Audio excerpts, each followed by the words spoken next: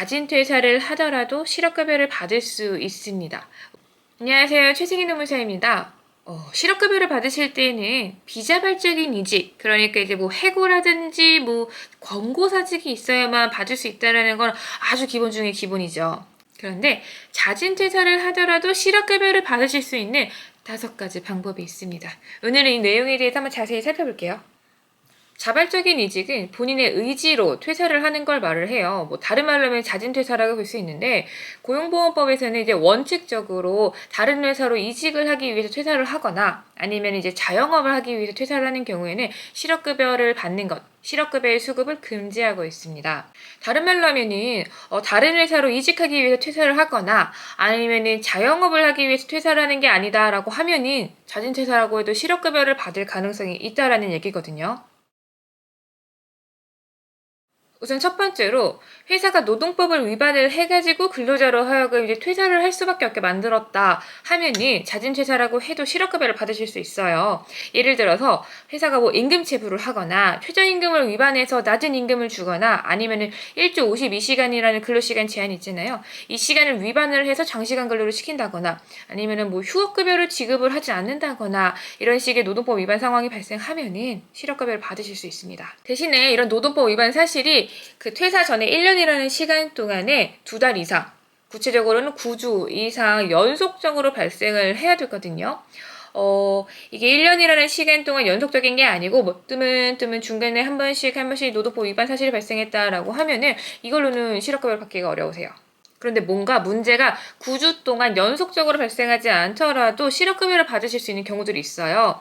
예를 들어서 회사에서 학교나 성별, 뭐 종교, 뭐 신체적인 장애 이런 걸 아니면 노조 활동 이런 걸 이유로 해서 불합리한 차별을 받았다거나 아니면 직장 내 괴롭힘이나 성희롱 이런 게 발생을 하게 된 상황이라고 하면은 그리고 이걸 이유로 해서 퇴사를 하시게 되면은 자진 퇴사라 해도 실업급여를 받으실 수가 있습니다. 그리고 회사에서 중대재해가 발생해서 이걸 이제 시정을 하는 시정명령을 받았는데 회사가 이 기간 안에 시정명령을 이행을 하지 않아서 근로자 입장에서 내가 또 재해 위험에 노출이 되어 있구나 라고 판단이 드는 상황이라고 하면은 이때 퇴사하셔도 실업급여를 받으실 수가 있습니다. 회사가 폐업할 위기에 있거나 아니면 사업부 자체가 폐지가 될 위기에 있어가지고 이제 본인이 자진 퇴사를 한다라고 하면 이런 경우에도 실업급여가 인정이 될 수가 있어요. 예를 들어서 회사가 도산이나 폐업이 명확히 예정이 되어 있거나 아니면 이제 대규모 구조조정이 예정이 되어 있거나 아니면 이제 사업부가 인수합병 이런 게 되다 보니까 이제 구조조정이 예정이 되어 있거나 아니면 사업 폐지나 이제 직제 개편 이런 것 때문에 사업부가 축소가 될 수가 있죠. 그런 것 때문에 이제 내가 구조조정을 당할 위기에 있다 이런 식의 사정이 있다라고 하면은 자진 퇴사를 하셔도 실업급여를 받으실 수가 있습니다. 경우에 따라서 회사가 이사를 하는 경우들이 있어요. 사업장 자체가 이전을 해가지고 출퇴근 거리가 왕복 3시간 이상 걸리게 되었다. 그러다 보니까 내가 출퇴근을 할 수가 없다라고 하면은 자진 퇴사를 하셔도 실업급여를 받으실 수가 있습니다. 이렇게 회사 측 사정 말고 근로자 본인의 사정으로 인해서 출퇴근 거리가 멀어지는 것도 인정이 되는데요. 예를 들어서 배우자나 아니면 이제 동거하는 부양 가족이 불가피하게 이제 지역을 옮겨야 되는 경우들이 있잖아요. 이럴 때 같이 살아야 되니까 근로자 본인의 거소도 옮기게 되는 상황이 생겼다. 그 결과 출퇴근 거리가 3시간 이상으로 길어졌다라고 하면은 이 왕복 거리가 길어진 걸 이유로 해서 자진 퇴사를 했을 때 실업급여를 받으실 수가 있습니다. 근데 주의하셔야 되는 거는 왕복 출퇴근 거리가 3시간 이상이 된 시점 있죠.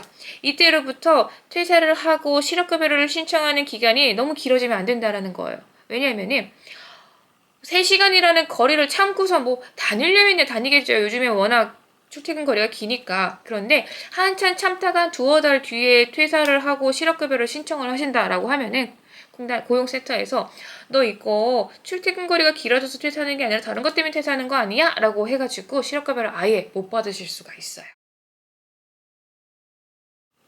네. 일을 하고 싶어도 건강상의 문제 때문에 일을 못하는 경우들이 생각보다 많이 생기시죠.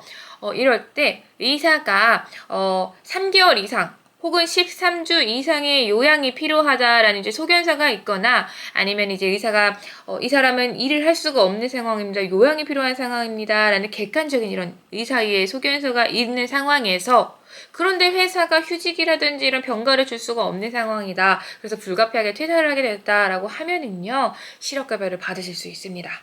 그런데 여기서 짚고 가실 게 있어요. 건강상의 이유로 퇴사를 하시게 되면은 이직 사유 자체가 자발적인 이직이지만 수급이 제한이 되는 사유가 아니라는 거지. 이렇게 해서 퇴사를 하시게 되면은요, 바로 실업급여를 받으실 수는 없어요. 왜냐하면 실업급여 수급 요건 중에 하나가 근로할 의사와 능력이 있는데도 불구하고 재취업을 못한 상황일 때 이게 있잖아요. 지금 건강상의 문제로 퇴사를 하는 거는 근로할 능력이 없는 상황이거든요. 그러다 보니까 재취업을 위한 노력을 충분히 하고 있다라고 보여지기가 어려워요. 그래가지고 이런 경우에는 건강이 회복이 되고 다시 일을 할 수 있는 상황이 되었을 때 그때 비로소 실업급여를 신청하실 수가 있습니다. 마지막으로 가족을 돌보기 위해서 휴직이 필요할 때 이때에도 실업급여를 받으실 수가 있는데요. 좀 구체적으로 살펴보면 뭐냐면은 우리 고용보험에 따르면 육아휴직이라는 게 있죠. 초등학교 2학년이나 만 8세 미만의 아이를 키우기 위해서 돌보기 위해서 이제 휴직을 신청을 하는 이런 육아휴직을 회사에 신청을 했는데 회사가 휴직을 주지 못하는 상황이어서 내가 불가피하게 퇴사를 할 수밖에 없었다. 이러면은 실업급여 받으실 수 있고요. 또 다른 경우로 부모나 이제 동거하는 친족이 부상을 당해가지고 30일 이상 근로자가 직접 간호를 해야 되는 상황이 생길 수도 있잖아요. 이럴 때 회사에 휴직을 신청을 했는데 가족 돌봄 휴직이라는 게 있어요. 이 휴직을 신청을 했는데 회사가 휴직을 주지 못하는 상황이었다. 그러면은 그래서 내가 자진 퇴사를 할 수밖에 없었다라고 하면은 이런 경우에도 실업급여를 받으실 수가 있습니다. 네, 오늘은 자진 퇴사를 하더라도 실업급여를 받으실 수 있는 5가지 방법에 대해서 살펴봤습니다. 자세한 내용은 블로그에 올려놓을 테니까요. 더 궁금하신 점이 있으시면 블로그 들어오시거나 유튜브에 댓글을 달아주세요. 감사합니다.